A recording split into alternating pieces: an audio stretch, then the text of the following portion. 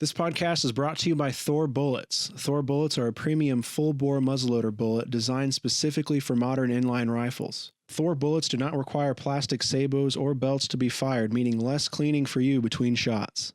The patented copper base creates an airtight seal, giving you greater distance and accuracy. THOR's unique engineering allows the bullets to retain 95% of their weight upon impact, and the controlled expansion ensures large, easy-to-follow blood trails. THOR bullets are currently available in a 50 caliber version that is sized to your specific bore. THOR is also expanding into a new 45 caliber bullet designed for faster 1 in 24 and 1 in 22 twist inline rifles. For more information on these great bullets, visit www.thorbullets.com. We'd like to thank THOR Bullets for their sponsorship of this podcast.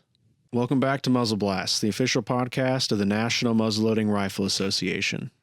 This week, we're talking with Jason Schneider from Rice Barrels. Jason's been the owner and operator of Rice Barrels for a few years now, and we're going to talk to him about barrel manufacturing, his history in muzzleloading, competitive shooting, and a little bit of hunting. So this episode's got a little bit of everything when it comes to muzzleloaders. Stick around, and hope you enjoy.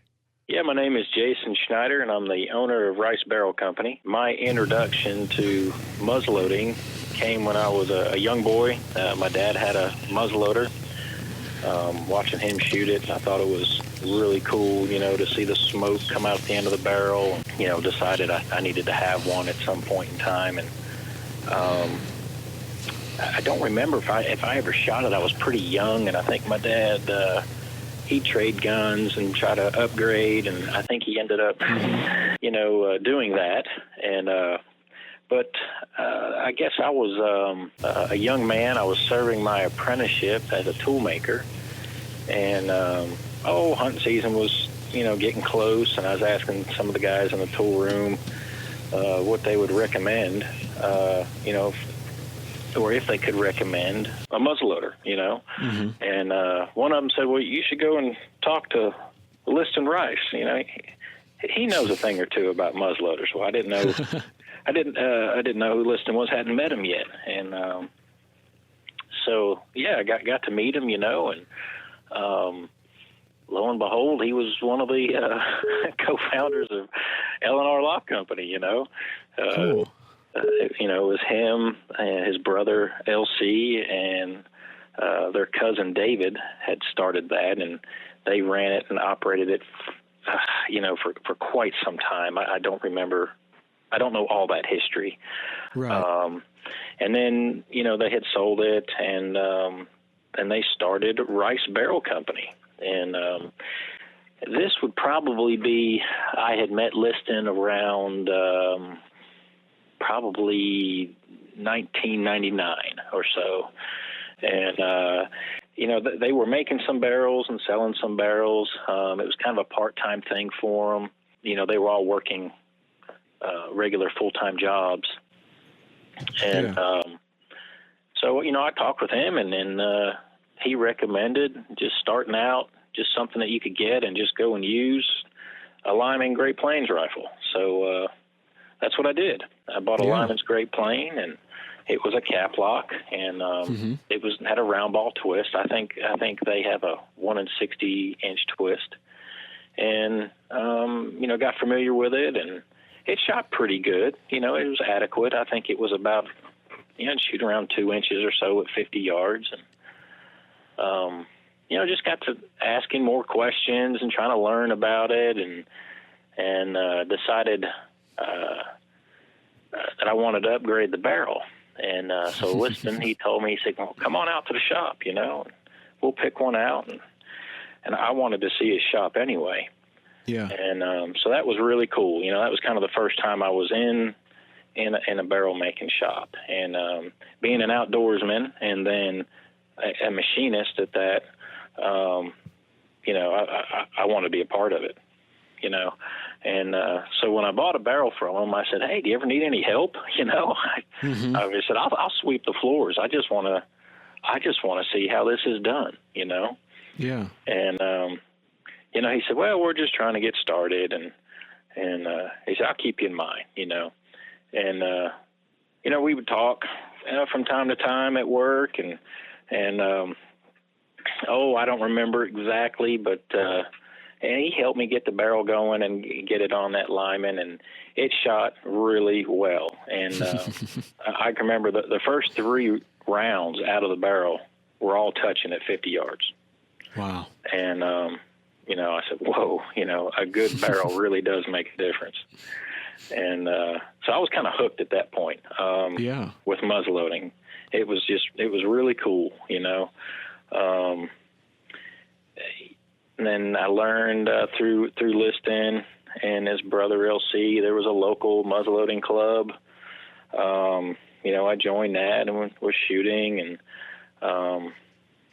through them we learned that there was a place called Friendship, where the National Muzzleloading Rifle Association was, and they were going, and got directions and went up there on a weekend, and me and a buddy and my brother, and we just had a great time. Was just amazed. It's its own unique place, with all the vendors and all the parts and gun builders and all the shooting that was going on. I was just amazed at how long the firing line was. That was just amazing. But, I guess you could say I was bit by the muzzleloading bug then. And and right around that time, they were producing more barrels and they needed some help. And so, I literally started draw filing barrels, probably the crappiest job in the entire shop, and but I was just happy to be a part of it, So that was kind of my introduction to muzzleloading. I had an opportunity to go out west and guide, and wow. Being an outdoorsman, I jumped all over that, and I was working then for Liston part-time, doing some machining, and and left to go guiding, and was out there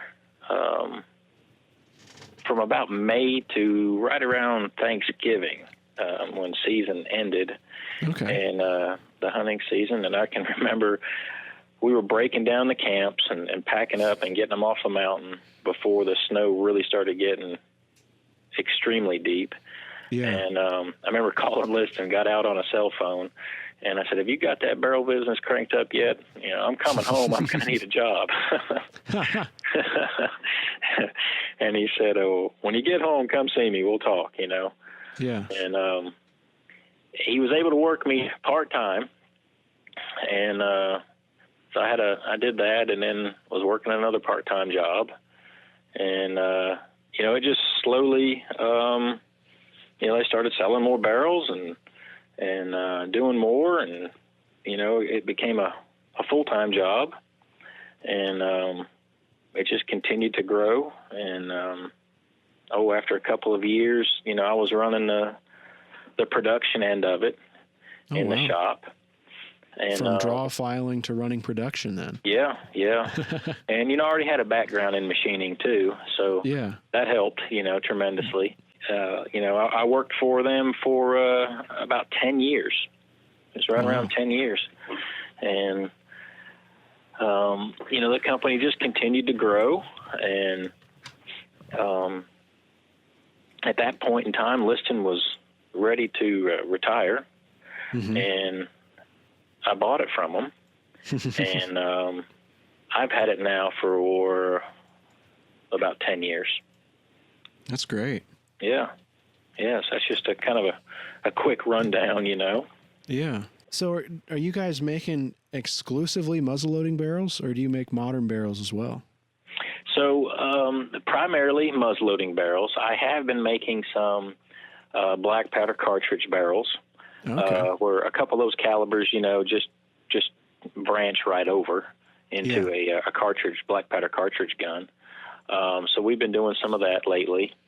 But it's still primarily, muzzleloaders. In the muzzleloading, we've added on, for years, the company, I guess, had around six, seven, eight swamped profiles that we offered, and then straight barrels and straight tapers, and that was it, and just through the process that we were using at the time, it kind of limited us, especially in the swamp barrel area. You had to make templates, and then the machine followed the templates, So if a person wanted, something a little different, I mean, you could manipulate them a little bit, but not a lot. Even if a couple of guys got together and wanted a completely different profile, it just wasn't cost effective, to make a whole set of templates for, a half a dozen barrels. So when I bought the company, I'd say within a couple of years, 2 years, I think 3 years, I wanted to add some CNC equipment to be, that would allow us to manufacture other profiles, and so that's what I did.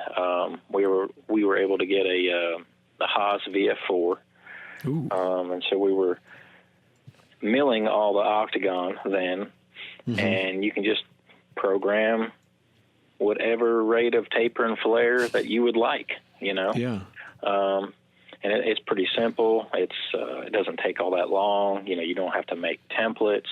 So, that opened up then a lot of additional business for different patterns and custom barrels. I also got a CNC lathe, and then we started making octagon round barrels, or fowlers, and full round fowlers, and pistol barrels then as well. So, we were able to add to our product line. Yeah.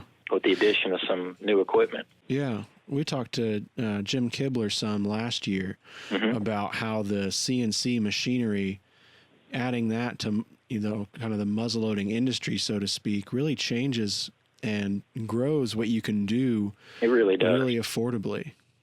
Yes, it really does. It really does. It is a huge, huge asset. Yeah, you're bringing 21st century machining and technology with all the programming and things, and you're adding it to these old long rifles, that guys used to just be knocking out in a cabin out in the woods, with a candle light next to a window.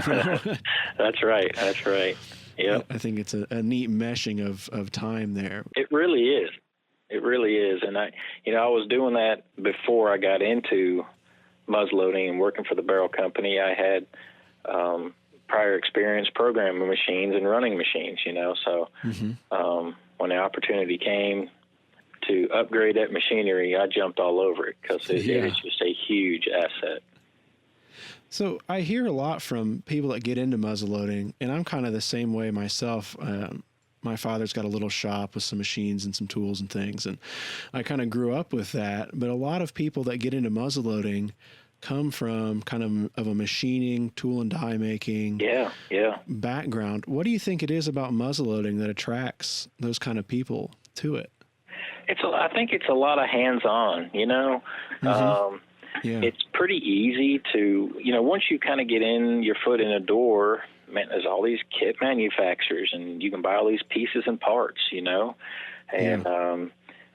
if you like to build things and tinker, all these pieces and parts are available. So, and it's kind of unique in the fact that each load is you're building, you're making that load when you're loading that round, which is kind of neat if you think about it. If you compare it to a center fire, if you're just buying factory ammunition, every round is pretty much the same. And with a muzzleloader, you can vary that, Yeah. So, and then you have the pride of doing it, yourself, whatever level of the build that you're at, whether you're starting from scratch or just doing a barrel swap or starting from a kit, whichever. There's a lot of pride in doing that, Yeah. I think so. I just finished a traditions kit for a video series for the NMLRA here, and that was arguably, I think, one of the simplest kits on the market. Yeah. And a great way to get started. But even then, when I finished it, I was super happy about it. I mean, it was just neat to have it in my hands, right? Taking it from in this bubble plastic to a functional muzzleloader that I can go out and shoot. It's just hard to describe that. You really don't have to have any specialty tools to do it. You can get by with just common everyday tools that most people have. So I think that's a big plus for it as well. Yeah, when you're just getting started, you don't need a CNC mill. No, you can some files and some hammers. Well, that's it. Yeah, you don't even need a manual mill or a manual lathe. I mean, it can all be done with hand tools, and it's pretty amazing, really. So when it comes to muzzleloading, do you still do a lot of shooting, or are you mostly just kind of working and supplying people with good barrels now? It's funny you ask. When I was an employee of the company, I did a lot of shooting. Competed, I shot a lot. And like I said, there were two muzzleloading clubs local. And I shot there on a regular basis and would go to the Sergeant York match. I shot at that match for years. The best I ever finished was fourth. Really proud of that. There's some great shooters there. But I finished fourth. And of course I did that with a rice barrel. And I shot some at Friendship too. Not a whole lot, not really, competing, just more recreational. But still, really enjoyed it. And, but then, when I become the owner, there's not quite as much time. There's just not quite as much time for that, So, I shoot some occasionally, but nothing like I used to. What disciplines did you shoot a lot in? Mostly offhand.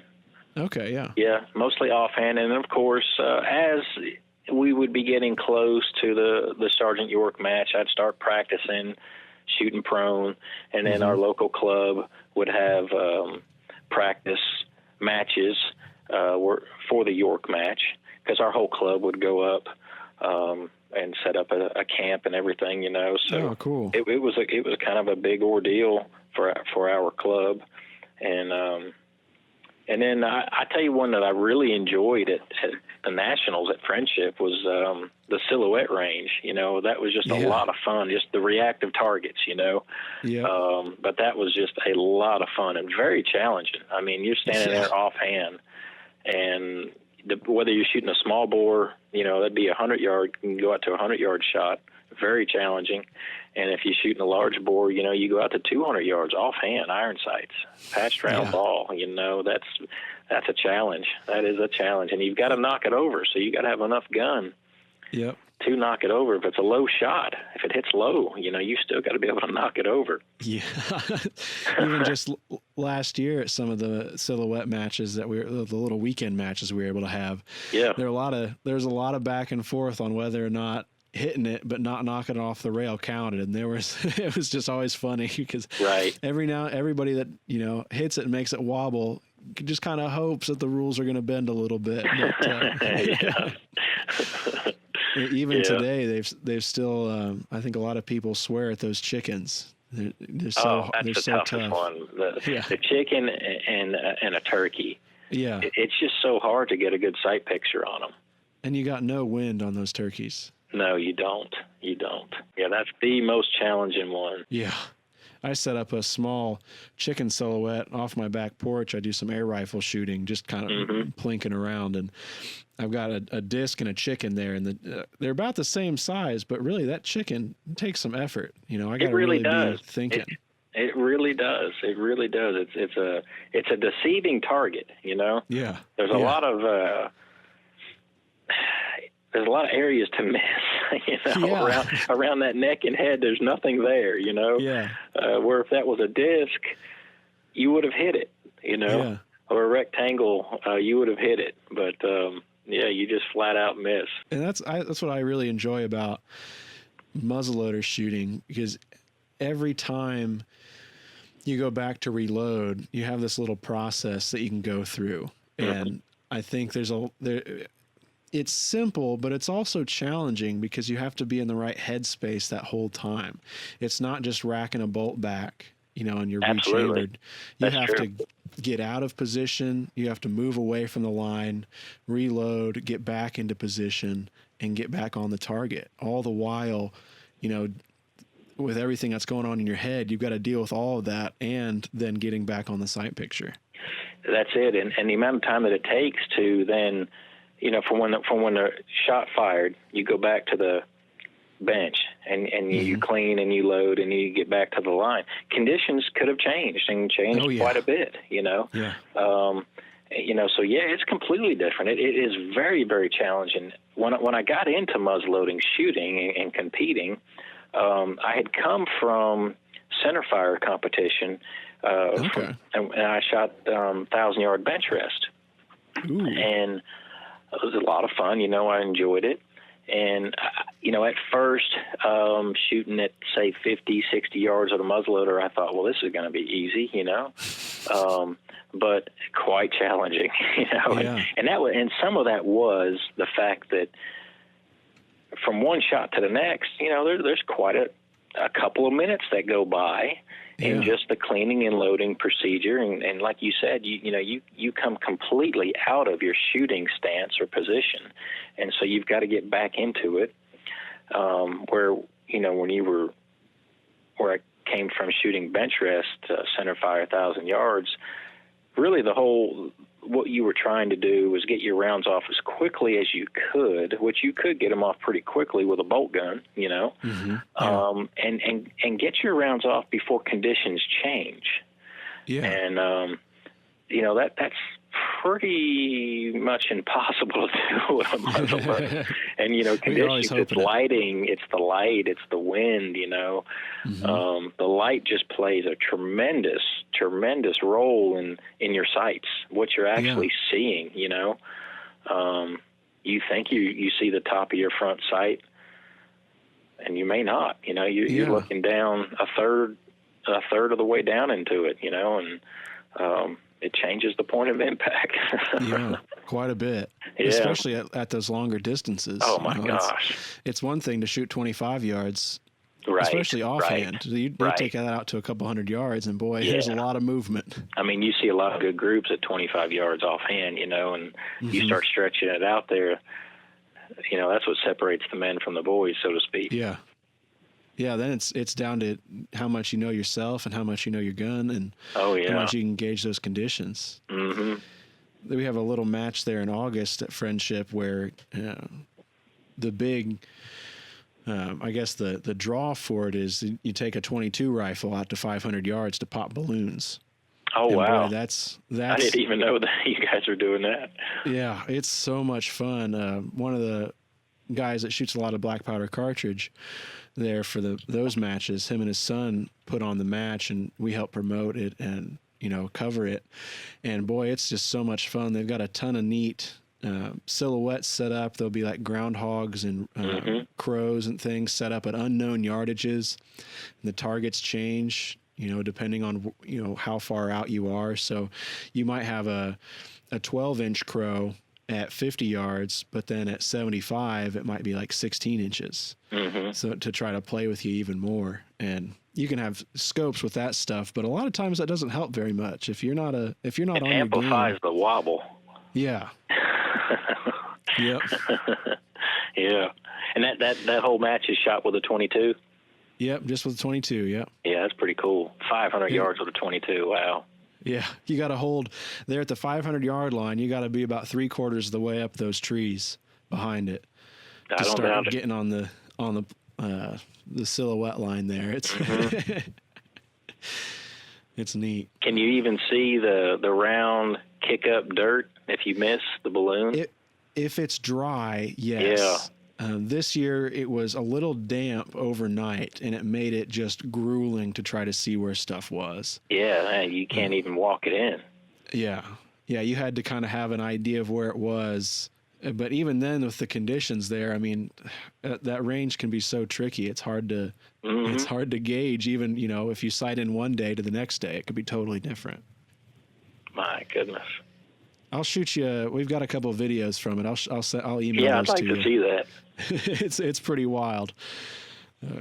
It's funny. Guys come in with, I think 2019 was the first year, and at last year's match, people that were at 2019 came back with whole new guns and whole new rigs to try to beat the game, and it was funny. I wonder what angle at 500 yards that projectile is coming down at the target. You know, it's probably pretty steep. Yeah, it'd be neat to do the math on that. Yeah, it's basically like artillery, you know. Yeah, just dropping in. Yeah. How many people hit it? Oh, quite a few. Yeah. It's the match itself is set up, I think, with 10 shots, but everything is kind of a re-entry. It's like it's set up like a carnival game, you know. So every turn at the games is, you know, $1 or $2. Right. And you get kind of addicted that way, and you think you can get your score. And there are several that get it within 10, and I think most people, if the conditions are good, get it within 20 shots. Wow. We had a guy in 2019 did it with irons with his grandfather's rifle from. Wow. His grandfather had bought it in the 20s for $6, he said. And he had it out there and popped a balloon at 500 yards with iron sights. Yeah, that's pretty cool. That'd be fun to do with a muzzleloader, round ball. Yeah. Yeah, that's what we've been talking with him is setting up the same kind of targets, and it's kind of the fun of a woods walk, but really kind of shifting the game. Yeah. Yeah, I would say it would just be as equally challenging. Oh yeah, definitely. Yeah, because you don't have the speed at all of a modern cartridge, and that round ball is not very ballistically efficient. No, it's ballistically challenged. For a limited time, you can enter to win a 15-pack of THOR Bullets. That's a $30 to $34 value. Visit thorbullets.com/NMLRA to fill out the form and enter to win. So what's a normal work day at Rice Barrels look like? How, for people who aren't familiar with you, how big is the company? And I guess just what's day-to-day operations look like? Yeah, so, you know, I'm in about a 5,000 square foot building. You know, I've got 3 full-time employees. You know, we start 6 a.m., work to 2:30 p.m. Monday through Friday. We start early so we can get off early and go live our lives, you know. I like that. Yeah, it's really nice. It really is, especially in the summertime. Yeah. You know, not so much right now with short days, but it is really nice in the summertime. But, you know, we produce around 2,500 barrels a year. You know, it's a full-time business and full-time job. You know, I think what a lot of people and my customers probably don't realize, you know, is how many barrels are in production from day to day. I think a lot of people think, you know, we go, well, today we're going to build Ethan's barrel, you know, and you know, that's just kind of the concentration for that day is maybe a couple of barrels. But on any given day, you know, there's a few hundred drilled and reamed holes sitting on the shelf, you know, that are all various calibers, you know, so that as the orders come in and as we fill in the holes in our inventory, we can just start pulling those particular calibers off the shelf and we start rifling them. And, you know, there's, you know, I mean, the rifling machines just don't stop. I mean, two CNC controlled rifling machines that the company built. Wow. Yeah. You know, I mean, they just run continuous, you know. and then from there, they're just feeding the next machine and the next operation in the process,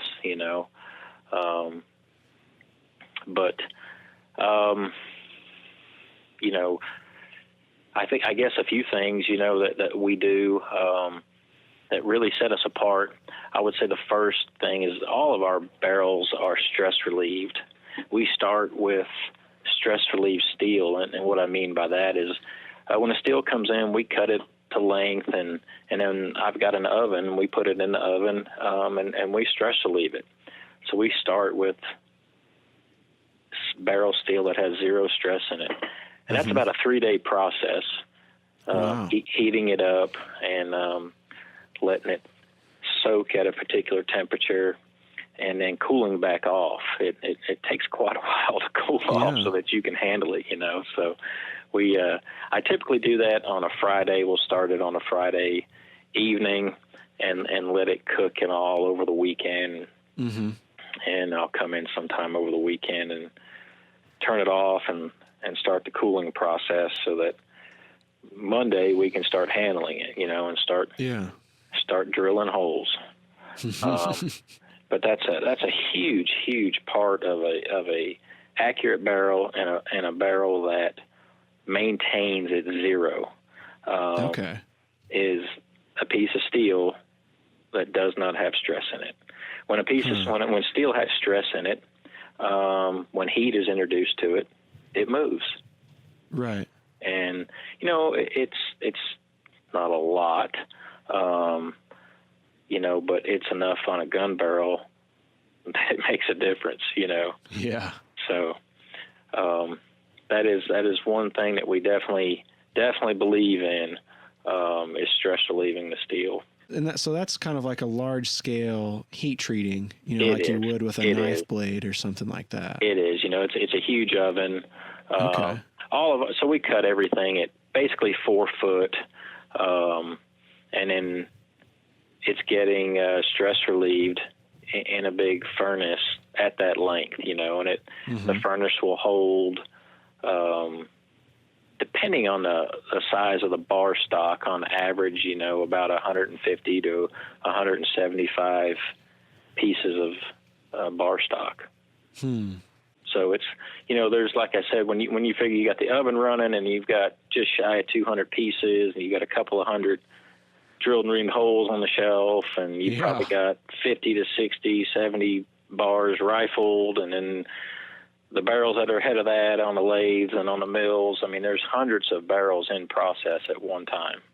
It's just a continual process, Yeah. You really don't want that process to end because, then it just slows down production. Yeah. So you gotta keep a nice, smooth, steady flow. So what's the barrel making process look like? You've gotten the bar stock in, you've got it cut to length, and you've got it stress relieved. Yep. Where does it go then? So after stress relieving, we do a little preliminary turning to the bar to ensure that where she's going to be chucked on the deep hole drill is round and true. Okay. And from there, it goes to the deep hole drill. Okay. And I've got a double spindle Pratt & Whitney. The machine was made in 1943. It was made specifically to make 50 caliber machine gun barrels for World War II. Wow. I think that's pretty cool, Yeah, that's awesome. Yeah, and she's still running today. Pratt & Whitney nailed it. I mean, their engineers really built a good machine, and the new machines that are made today are the same platform. It's the same platform. They've changed very little other than, they're CNC controlled. Mm-hmm. And they have the option of having an auto load and auto unload, which would be very nice. Yeah. But the overall platform has not changed at all. Wow. I mean, those engineers nailed it. But you can't say that much about anything anymore. No. Yeah, they did a great job. And so after the drilling process, comes reaming. So you drill the hole. a couple of thousandths undersize, and the drill is basically getting the bulk of the material out of the hole. And then we ream it. And so with the reaming, you're looking to get a round, true hole with a really good surface finish, and then after the reaming, like I said, it goes on a shelf, organized per caliber, so that we can just pull off of that shelf and start rifling. And so it goes to rifling, and we've got 2 CNC controlled rifling machines that we built here in the company, and they work great. You can walk away from them when they're running. That's it. That's what is so great. And now you can go do other operations, and load other machines, and so that's wonderful. That is wonderful. That's the great thing with CNC. And on average, a lot of people ask, how many strokes does it take to rifle a barrel? And, basically we're making square bottom rifling, or some people call it flat bottom rifling, and we make round bottom rifling or radius bottom rifling. And square bottom averages, 10 to 12 thousandths deep. That's the groove depth. Where round bottom averages 15, 16 thousandths deep per groove. So, of course, round bottom takes longer. Yeah. And thus would have more strokes, but you're looking at like square bottom, you have, 700-800 strokes, Okay. And with round bottom, you have roughly almost, 25% more, strokes there. So, you're into 1,000, a little over 1,000 strokes. Yeah. So, what's the difference in performance when it comes to shooting with the round bottom and the flat bottom? So there's not a huge difference. I would say probably 90% of shooters probably can't tell the difference, Okay. But there's definitely people that can. And as far as performance, generally when people say performance, we're talking in a gun, we're talking about accuracy. So you can wring out a little more accuracy out of the square bottom. Okay. Okay. And the reason being is that, like I had mentioned, the square is rifled 10 to 12 thousandths deep per groove, and the round bottom, is roughly 50-60% deeper, 16 thousandths deep. So with the available ball diameters and patch material thicknesses that are available, you can get an extremely tight patch ball combination in the square bottom. Okay. Now, when doing that, they're harder to load. Okay. Yeah. But when you start getting a total seal, where that patched ball is sealing everywhere inside that groove of that barrel, accuracy increases. Yeah. And that's why you typically see, really serious competition shooters, they load a bore-size ball, and then some disciplines will even use a larger than bore-size ball and then a really thick patch, Okay. And they're literally tight seal. Oh yeah, they're actually elongating that ball. And it's getting some bearing surface. It's increasing bearing surface. It's, I'm not going to say it's a bullet, but, yeah. You are getting some elongation to it, and you are getting a seal at that point. All the gases are getting locked in behind it, and accuracy does increase. It's much harder to load. There's a trade-off, as in pros and cons to everything, right? So, but if you're willing to do all that, you can get a little better accuracy. Now that, I want to be clear, it doesn't mean that round bottom is inaccurate. It definitely is not. I mean, it's a small gain in accuracy, but, when you're competing on a national level, where the difference between, first and 10th place is just, a couple thousandths of an inch, up to 50, 60 thousandths of an inch on the group, then that can make a difference, Yeah. So, yeah, the square bottom can give you a little bit better in performance. It's also a little harder to clean. Yeah. If you can picture, the groove itself is square, so there's an inside corner, and a round jag with a patch around it just doesn't get into that corner very well, So that tends to be where fouling is held up, and where a rounded groove, doesn't have that inside corner in that groove, so they wipe out a little easier, and they load a little easier too because you've got more area in that groove for that patched ball to go. So people generally notice that. What I usually recommend to people, if it's going to be a hunting gun, a recreational target gun, woods walk, where you're primarily loading, cleaning with your wooden ramrod, then go round bottom. Okay. Go round bottom. So you will notice it is a little bit easier. And if you definitely are just looking for all the accuracy that you can squeeze out of it, and you are willing to load with a heavy steel rod or brass rod to help push that large ball, thick patch down, then go square bottom. Well, that makes me feel good. I just got my Kibler kit in the mail, and it's got a square bottom rice barrel, so I'm ready to go tear up some matches. It'll do it, man. It'll do it. What caliber did you get? I went with 40. That's what Dad recommended as kind of a target plinking gun. 40 is a great, great target caliber. That's really what I recommend. Okay. Especially for, the offhand disciplines. Of course, small bore silhouette, that's the largest caliber I'm pretty sure that you're allowed to use. So why not use that to knock over a target at 100? But I'm not going to risk that chicken looking at me with like a 32 or something. Oh my gosh, no, it might laugh at me. But no, a 40 is great. A 40 is great. It's a really good balanced round, You can get a lot of velocity out of it with your standard powder charges, and you don't have much recoil.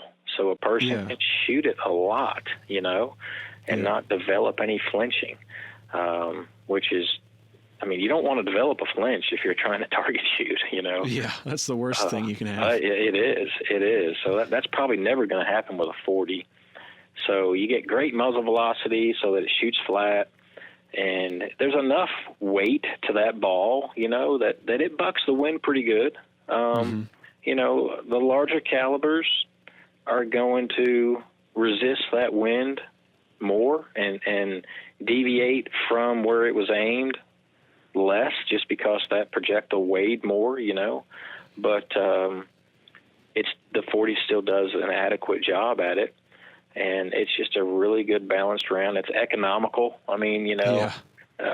A pound of powder is going to last for a lot of shots. If you're shooting 50 grains, there's 7,000 grains in a pound, you're looking at 140 rounds from a pound of powder. So that's pretty good.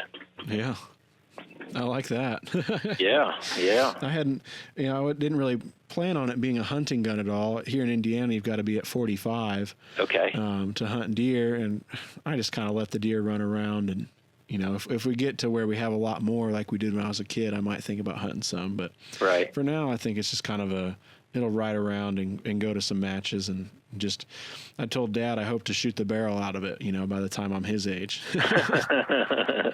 Yeah, it's going to take a lot of shots to do that. Yeah. Wow. That's what I'm hoping. Yeah, absolutely. Use it. And that barrel's really nice. I love a swamp barrel. And I held a couple at one of the classes that we had of the Southern Mountain Rifles, and it's just a nice barrel. I'm excited to get it out. Yeah, swamp barrels, people, if they've not shouldered a rifle that has a swamp barrel in it, they just don't realize what a huge difference that makes in the overall balance and feel of the rifle. It's amazing. Yeah. And when you think about, this was developed 1700s, it's really pretty remarkable. Really pretty remarkable. But they just fit and they hang, and they do. There's not a modern gun, when you shoulder for offhand shooting, there's not a modern gun that feels that as good, and you cannot hold a modern gun as steady. No, you can't.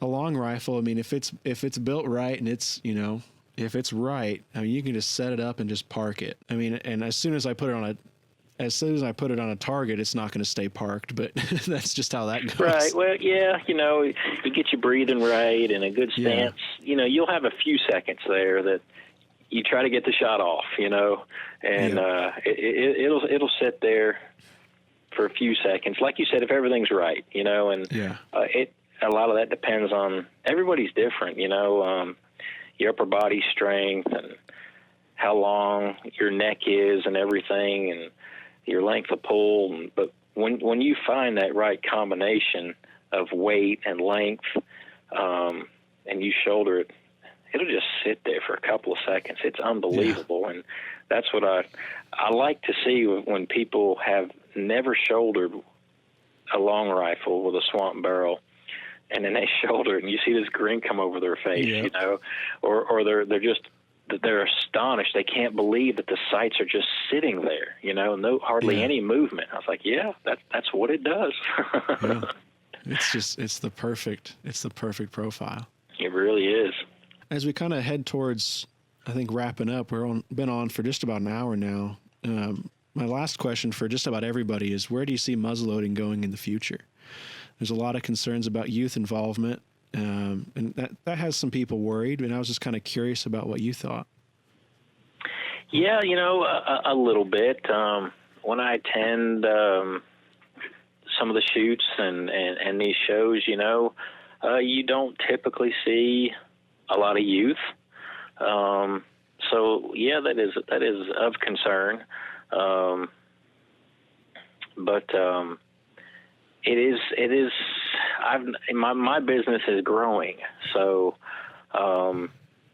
even though the majority of my clientele are older, they are buying, and I think it's a little bit more of a maturity possible issue.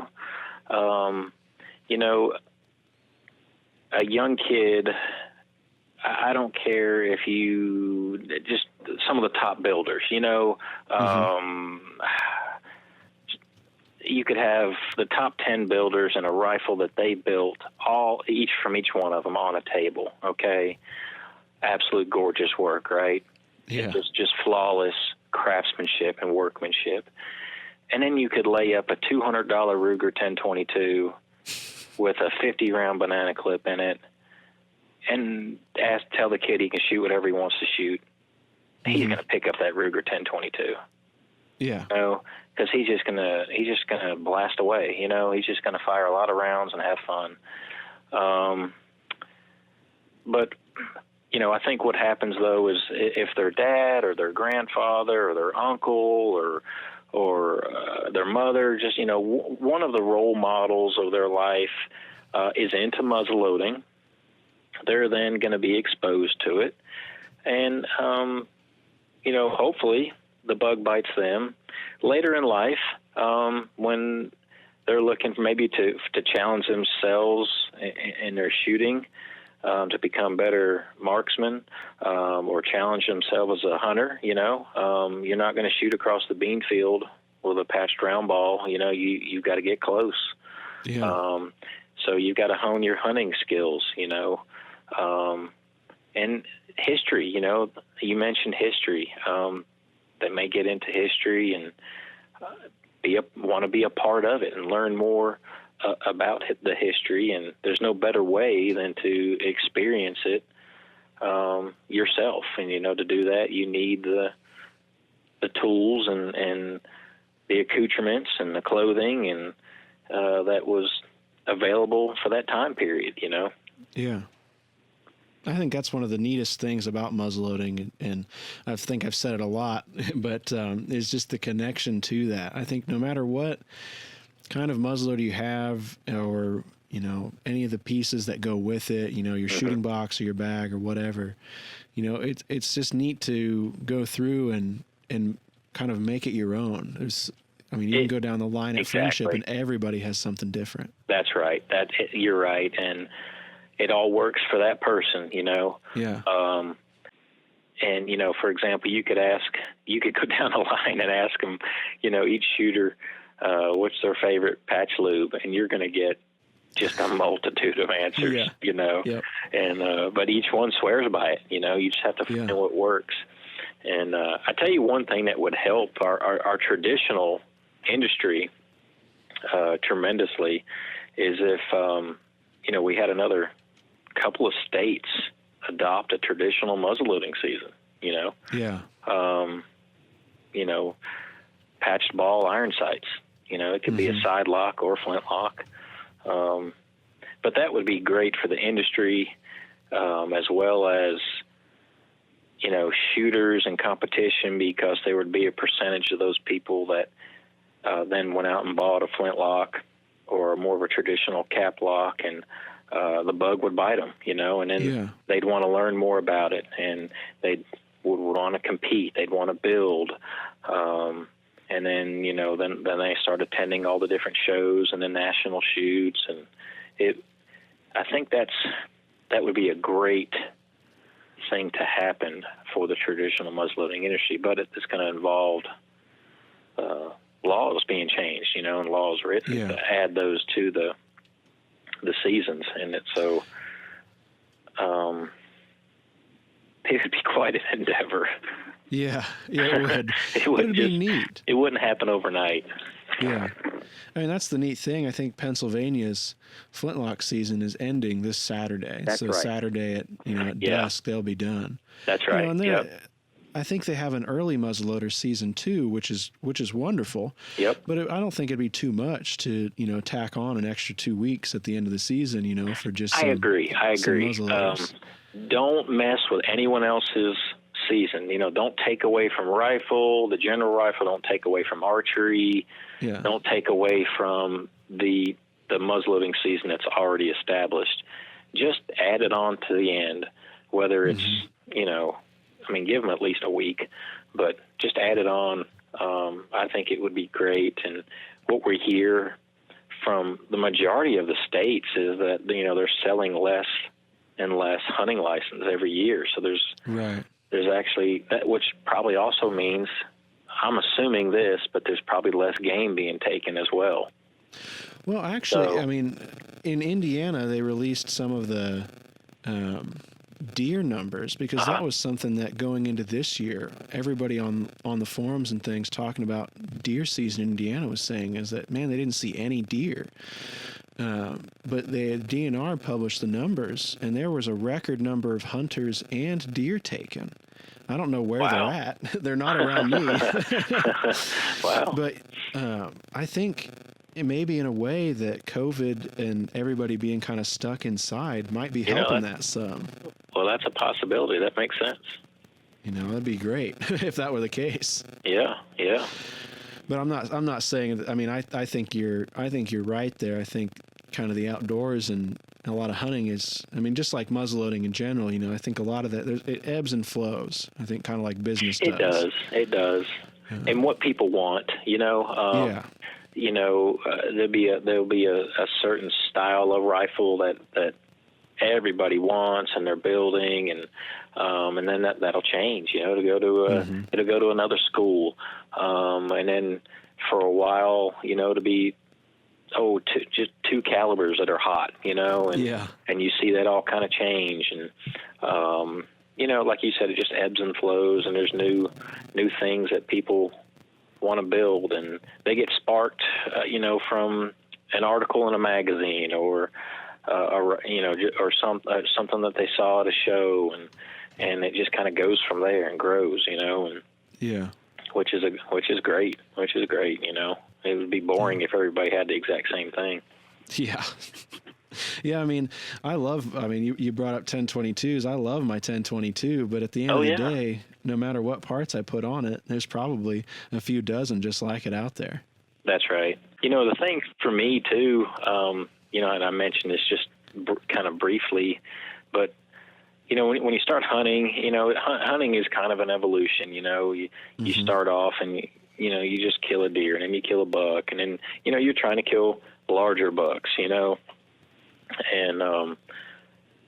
you're learning more. You're honing your skills, and it becomes easier, right? And so to add a challenge to it, and that's kind of what I did, man, let's kill one with a flintlock on the ground.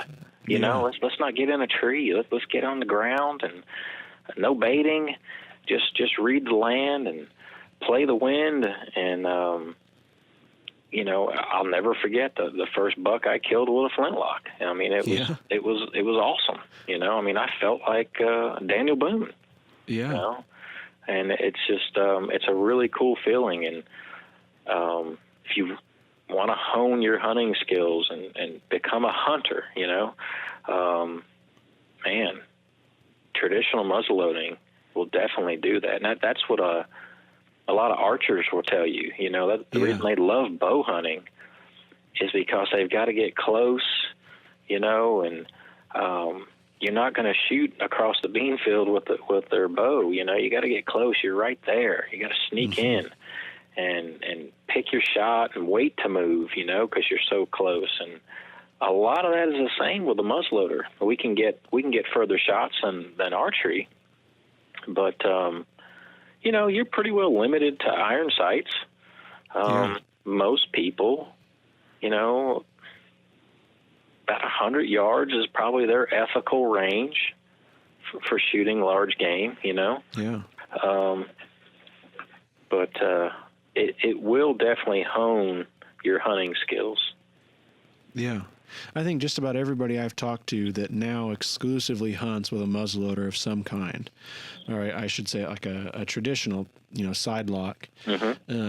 I 9 times out of 10, they got started hunting with, whatever they had, and they just wanted to.